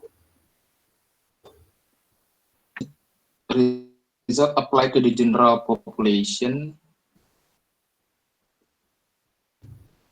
Ya, tidak bisa digunakan karena hanya cocok untuk para pengguna smartphone saja, gitu ya. 380 itu adalah semuanya pengguna smartphone. Oke, ya jawabannya udah benar. Makasih. Alfrisa tadi ya. Iya, sama-sama, Oke, Pak. selanjutnya Femia ya, sudah juga Femia. Oke. Femia bisa jelaskan? Oh, mati lampu, tidak bisa mengakses Google Meet. Oke. Jadi di sini nomor 34 ya pertanyaannya. On time flight. Consider a flight that to be on time if it arrives no later than 15 minutes after the scheduled arrival time. Revolve to data set 15 in appendix B and use the sample data to test the claim made by CNN that 79.5% of flight are on time. Menggunakan signifikan level 0,05. Oke. Jadi H0 klaimnya adalah 79,5% flight are on time. Jadi H0-nya 0,795 tidak sama dengan 0,795. Oke.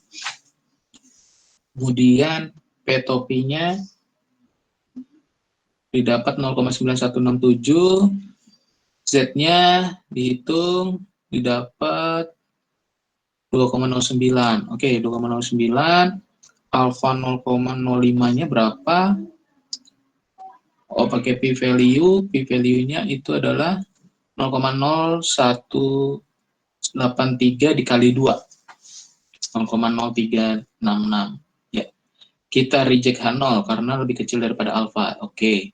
Terdapat cukup bukti untuk menolak klaim bahwa 79% penerbangan tepat waktu. Oke. Sudah benar jawabannya. Dari frame-nya sudah lengkap. Selanjutnya kita sampai sini dulu ya. Untuk pertemuan selanjutnya ada lagi nggak? Oh masih ada ya? Sorry. Nomor 25 ya? Oh enggak Pak, sama aja itu Pak. Oh ini Rizky mengirim jawaban frame-nya. Iya Pak. Data kirim. Ya, oke, nggak apa-apa. Jadi ini 5 soal sudah dijawab, yang mudah-mudahan kalian bisa belajar dari contoh-contoh soal ini. Selanjutnya kalian pelajari ya. Ini dasar-dasarnya di bab ini sudah kita pelajari, jadi mudah untuk kalian meneruskan mempelajari bab ini, sehingga nanti di pertemuan selanjutnya kita mungkin bisa lebih banyak contoh soal lagi, kita lebih banyak latihan soal lagi, gitu ya. Saya ucapin sebelumnya, ada pertanyaan nggak? Masih ada 5 menit. Ini Pak, maaf.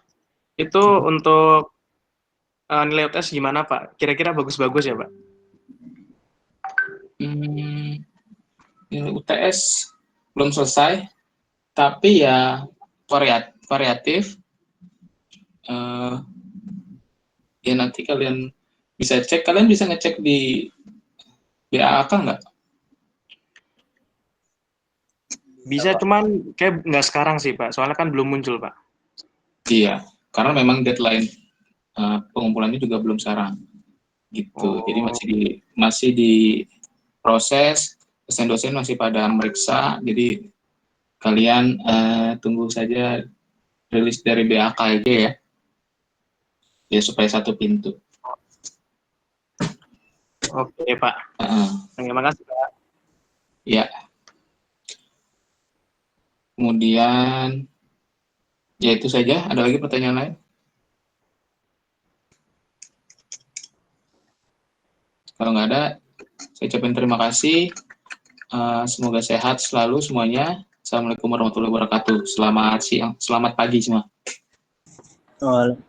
Waalaikumsalam warahmatullahi wabarakatuh. Terima kasih Pak. Terima kasih Pak.